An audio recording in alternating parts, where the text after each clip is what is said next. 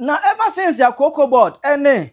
cocoa price haircut eba ye no be na busa me Penyah Twene say the almighty was there about some Penyah mayante nka munya abotre asem no akoduru headquarters akodu the almighty Twene Jonas anim na obetre na dwen na in fact ensem Twene Jonas ekeka no ebuza say wonye say ga kire Eliza ga kire ensem no ano wo hye esen atuduro me mo nkire mu no akire wadwen ama me ewo comment section aha Penyah block media mesro say ni demo or like a video no other one but subscribe and number click the notification icon of latest update number chere wa join the mama e will comment section so baswa no share for enya bi ahwe so yen na enim how end this form so opposition whether omotifie no almost a kasaye with the issue of cocoa price e Ghana in fact omo the dirty politics Emma April 2024 now cocoa price world market e call ya koduru $12,000 no that time now dollar rate e Ghana ha 12.95 and that's 13 cedis. It is that time now to force the catcher go quick for say aban we ezisimo if they say see am no ka say April 2025 no ka say no I was saying ka cocoa bag otimi tuamo 65 million if he says what the cocoa ni kwa adwaman so a okoton 96 to 97 million it is enke mamo ohamu abu pound edioson a was saying ka etimi mamo 65 million Ato Forson can say we Emma was akwohie o mo ba bi say o kan say oh anokwa ekufora ban de ntirimo de do osisi kokwa akuafo montuma Mahama ne ndisi e ba ye behwe mu yie ema Mahama so kese oh eye ndisi nko na ba be ma kokwa afi bia ye tum kokwa akuafo di ye ene ade kese o modwo manum ema one ndisi communicator ekwa kan ne de ewo Onua TV with Onua Mache with Captain Smart o kan ne de ewo ho no mo nyame ncha de ne to na ndisi we ne ndisi we na abusia nyame anum no kure ne January 2025 cocoa price equals na eda so that $12,000 honoma $12,000 na dollar rate eda 15.5 as of 20th January 2025 na dollar rate eda 15.5% but na cocoa price eda so that $12,000 na the world market and with multiplier na say per ton no ye go ton world market yenya 186,000 that is 1.8 billion 60 million egu achiri ana maka chiro say ton bia e almost 16 bags and who divided by 16 now. That's as of 20th January 2025. Cocoa bag bia ye ton ye no. E wa dwaman so na yenya 116 million. Yenya 11,625 that is 116 million. Ba na NDC government e da soma cocoa kwa 31 million. No muna fa mfaso o muna fa 85 million. You go through February, the same thing. February, now dollar at 15.5.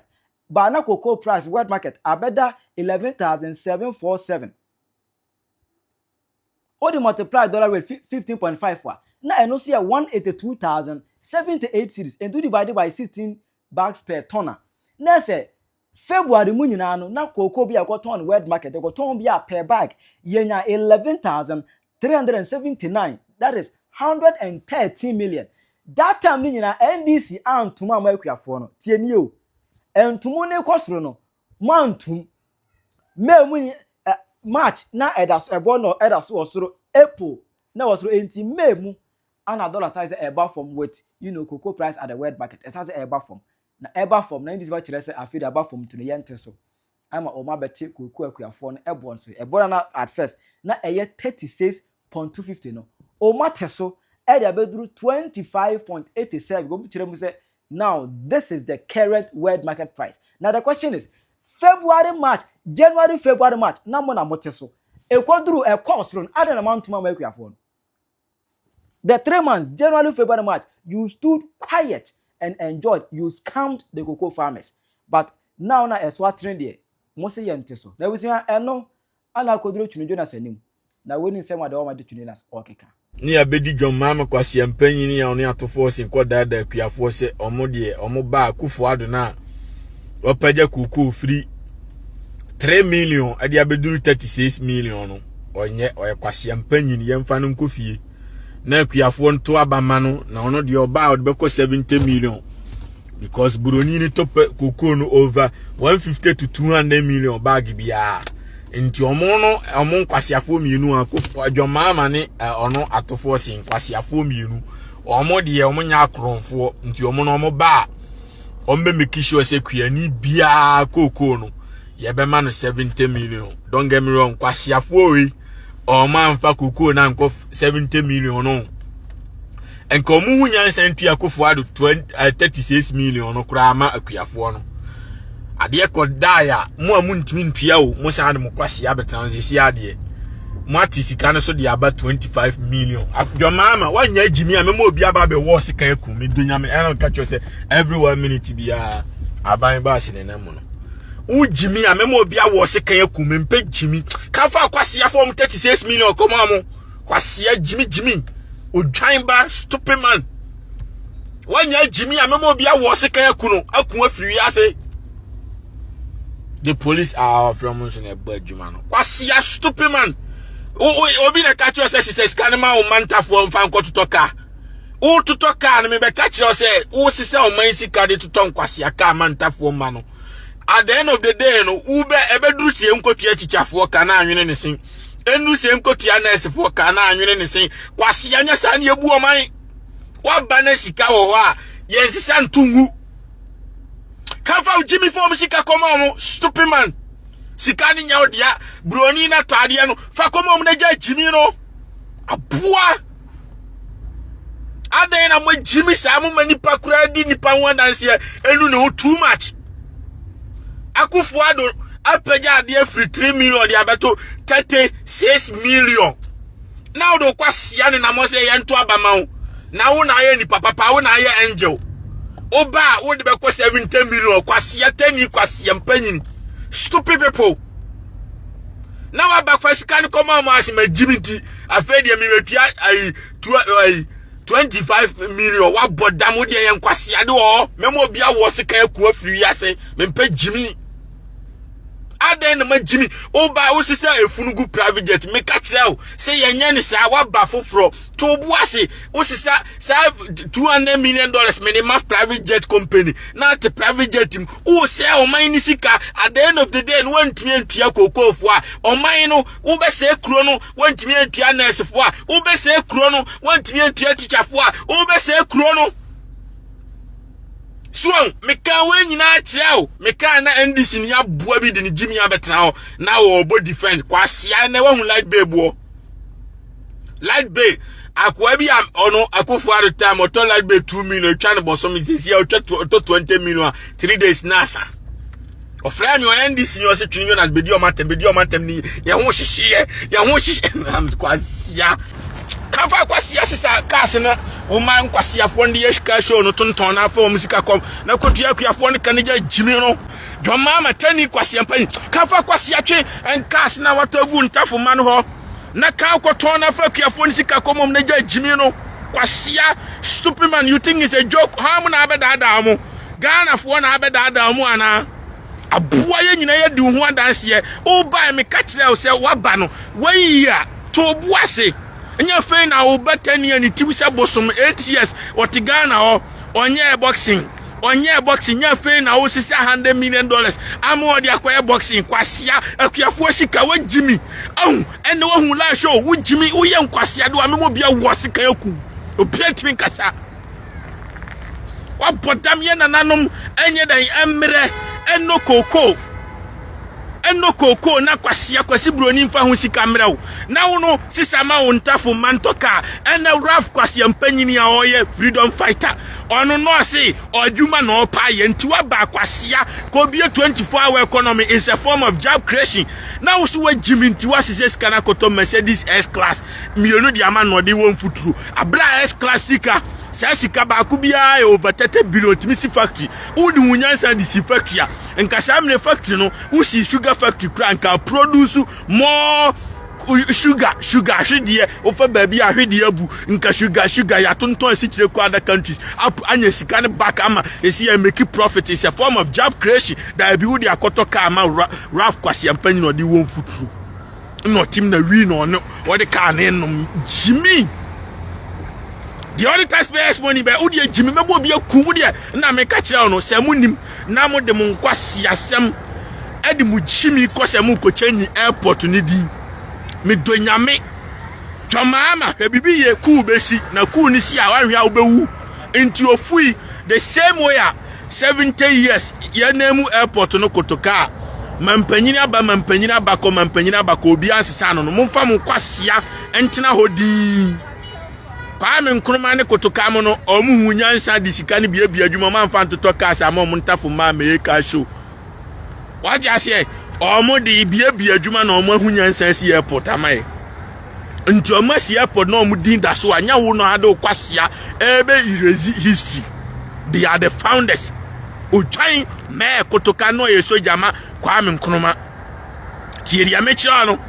satem na woni wiase kwasia na wo si kwasia mpanyin kura ni wiase enti ade a ye nananom build your mind dia to no enya wo hu fi a mobile mfaso ni muso okotoka no oni Kwame Nkrumah how many years na omtena so na how many years na NDC fo ne MPP nkwasia fo matena so matimi esi factory ba kokura magana enti onwan samo pedin dia to airport so Accra airport ambetimi akwaje ga manche onu amamu asase mfofo kakrakada o na makukuru airport so nice one enti da kotoka mu ayema no ne abe lande wo Accra John Mahama airport se mahunya nsa anwene chi se leader ti se Kwame Nkrumah na wo do kwasia se de yesi wo dada no udi uchimi besesa na meku obi antimi ka NDC for no nyina omsuro mi yo they look up to me. I'm telling you the fact and the reality. Meku afri wiase obi antimi nkasa tuni mafa kwasia ebe Kenya nsasem oba America mama mo simple example. There was so many bridges waha. There was spine date was anti Ghana bibini abua Kwame Nkrumah kwanya oye eda so nam wa Kwame Nkrumah moto we tema moto enipa da so nam so da bi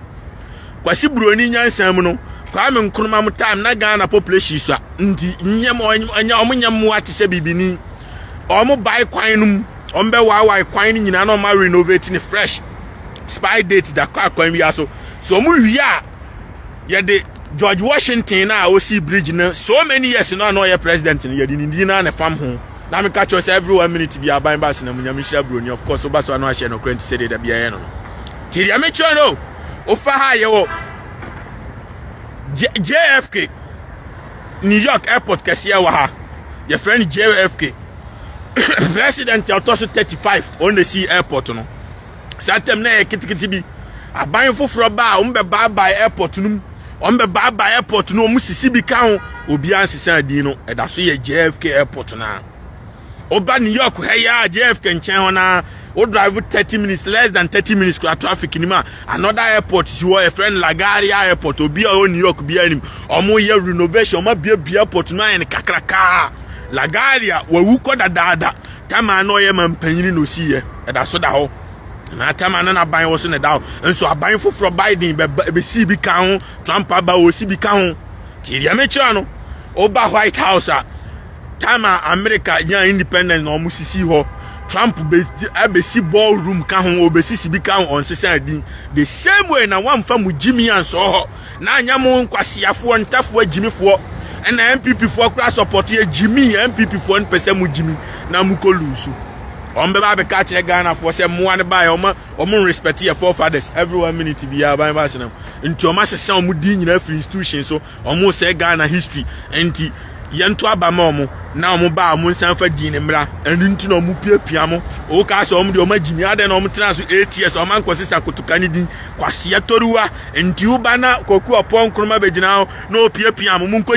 jimi a we can never throw our identity away. Whether you like it or not, we are Ghanaians, and Ghanaians, we have a story to tell, and our story is what it is. And now be na ebe sano. Oba Bible ma Yesu, Judas na yi ni ma ye ni din free Bible mu because that is the story that happens. And tikotoka onu ne kotu I represent Kwame Nkrumah. It has to be there on the airport so that in Chima said yeah generation eba beto ye no sana next generation eba omunso beba beto story because they were the founders. What you say omu time omu si companies after companies, hospital after hospital no omu sani abrofo koji independence mun kwasiafo mo bae mfaso bia ma mo so mun kokontokwa bia muni broni bia nkontokwa apatakura matimi abobi dabi sankofo we sisi secondary school ko kro biam region biam sankofo we sisi universities ahodo kwa elegom na siye hwan bibia secondary school bia o Ghana bia na siye matimi di school bia ba Ghana oda nkwasiafo ntima mfa mu Jimmy common kokofo krasika ma wie ni nyina de atototo cars ne mu fie ahyawofo no matoto to fie di amamu matimi tia kokofo ka tima mfa mu nkwasiasema nso wa wodi ya John Mahama na wodi akuafo ne be Jimmy ameku afiri wi aseme ka no kra kira wo tunima ka sisa cars ni nyina sa Lamborghini Ferrari Bentley J-Wagon $1 million car now what amount tafu man kan le ni nyina comedy lashe fo no so mo ntonton na first kan break ya fo ni Jimmy no ever Gucci or say fire Mahama for reducing cocoa price eno ho adwuma na me ye wa no kwase anya Jimmy a o say waba na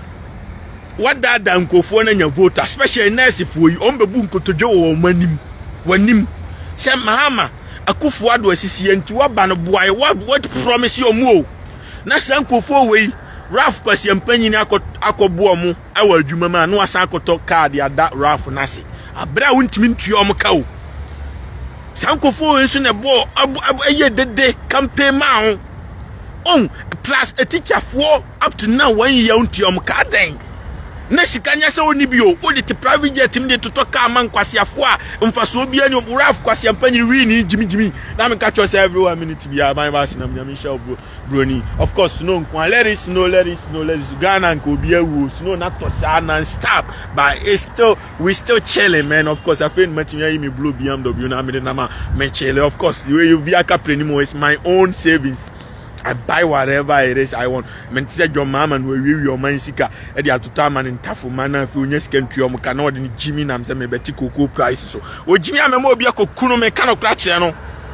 enti John Mahama ja Jimmy na kotua cocoa fo ne ka wasia ye do mema mpanyini a hweso na ye wadwuma ade a chi amfa kwase ankotena ba bia se ye kwasesa Kotoka International Airport Jimmy na mo ba ni pantiti munkua na last 3 months ago no omni kwase akoka kire ankranfo se omumeye dede ni enyi akwa Banfree Airport meanwhile kwase akwa amenkroma ma memka si street kire John Mahama Jimmy fo ne ntafo muwa ni nyina na me catch us every 1 minute bia ban ba sinam Ghana was there I was there before Ghana. Kwame Nkrumah ya akanu. Ono ne ko hu akanfo no. Na odi omo kontokwa eje oman Ghana si ho gain independent na ntwe Jimifo a won respect omo no. Di sa Kwame Nkrumah no ene kofa Chad fo a ye from gafo yi efri Chad edi ombegu Ghana ho a ye from gafo Ghana dangwefo no ma omo nyina ansase won kan ho because atem na Ghana no ye capital Kodi Cape Coast Amina so enti Kwame Nkrumah created Accra na me catch us every 1 minute bia ban ba sinam enti owie no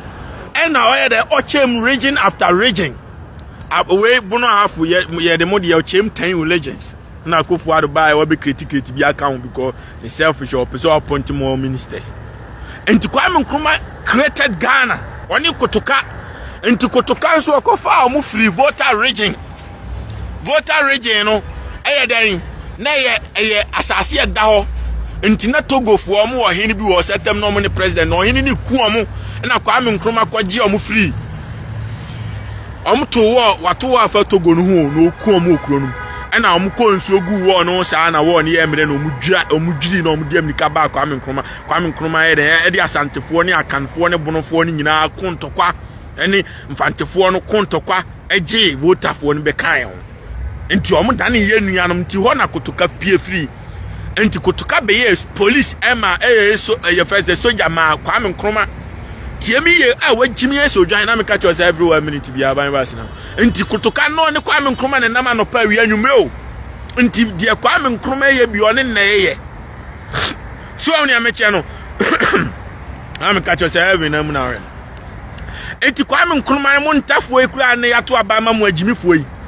Kwame Nkrumah na kokontokwa free northern region osisa ambeka akanfo no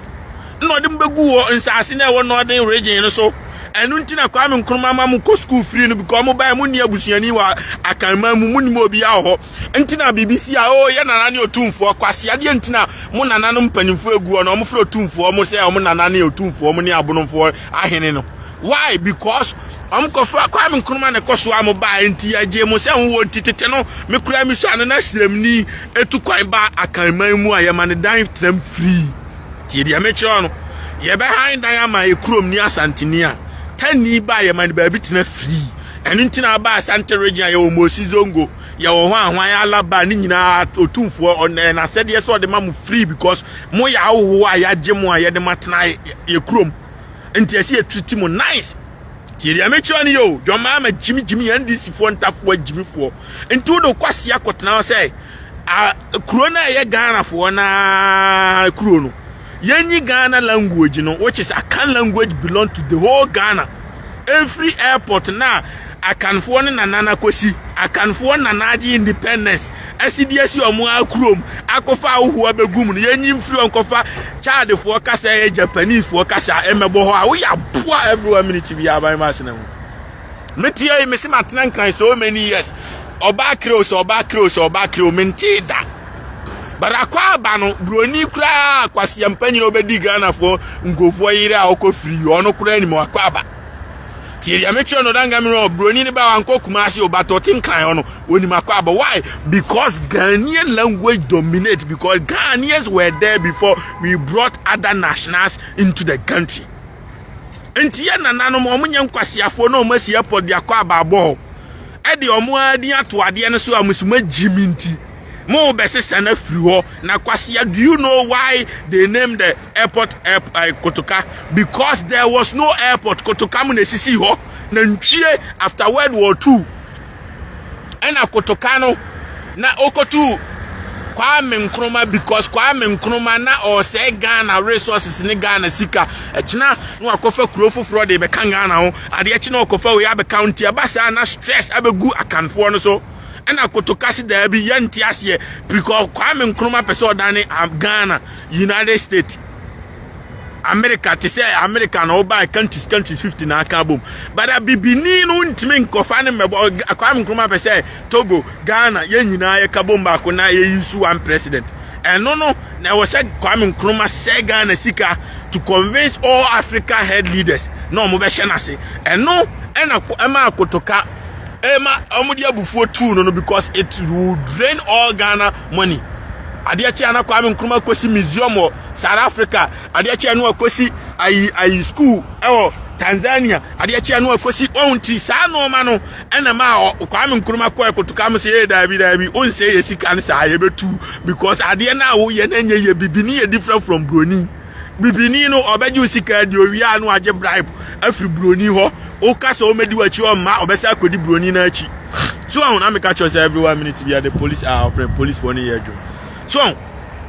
enti Kotoka ne be man panyini o. Enti ne time no ye den osi airport no tise wo John Mahama be man panyini nyesi wa Jimmy na wo de 24-hour economy sika de totoka amount afo Jimmy fo ye omo afiafin de won futura omo fra omo eskafo mai ena nka waja car ne toto na wa hunyansa tise Kwame Nkrumah ne mane ne nananom nyina ne nam Ghana ho omo tika bim da bi omo ye ne omo nyina ne fro trotro ena adi sika na kosi factory kase pa no wa 24-hour economy na bo ho Mahama ye legacy no nchirima ye nyina bewu akwa aba ye nananom nyina beba na da so bo because that is the legacy you establish aboa. I make sure every 1 minute we are ababa sinema enu nti na wo kwase akocha nyidi na mebo pa ma obi abeku no nti ja chimi no ade no kocha nyia emfa aduane mrew emfa sika meto ndisi ni jimifo bi abotom ena enya wo hwe en ebema otan keke no anya nti odwan ubet ma kire wa adwe amame e wo comment section ha Penyah Block Media.